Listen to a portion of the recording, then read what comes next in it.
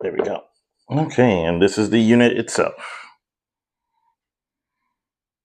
So, and I did get the green dot manual version.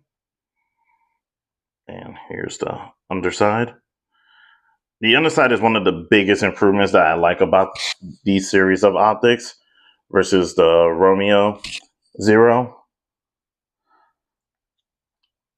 because the battery is receded a bit, like it has a bit of a deeper cavity that holds it inside, whereas the Romeo is kind of like you have to squish it on, which is like compared to this is just night and day as far as the quality.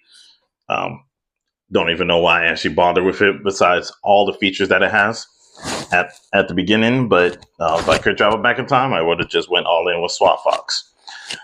At least currently it's been good. I know some people get mixed reviews and reliability issues, I guess, sometimes, but for me, they've been great for years. All right, so I'm going to pause now, get it on the optic, and see you soon. So excuse any excess noise right now. So got everything installed here, and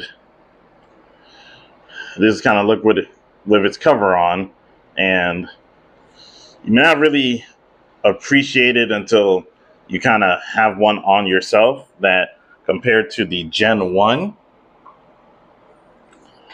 the new one looks a lot bigger on profile, even with the cover on. So let's go ahead and unmask it and see how it looks again without the cover. And here you go. And just had the dot there. So it looks very well designed. Hopefully the construction is as well done as well. One thing I'll say here for that notch that's included, I do like it.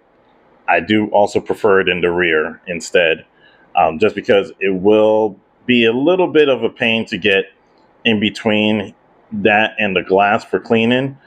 You could do it with a Q-tip, but it will be needed to be done with a Q-tip instead of just wiping and going.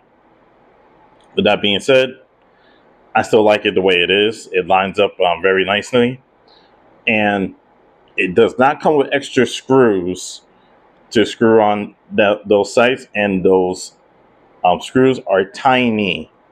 So if there was a point of criticism, I'd say they probably should include a third screw. But for you yourself, be careful if you plan on getting one of these.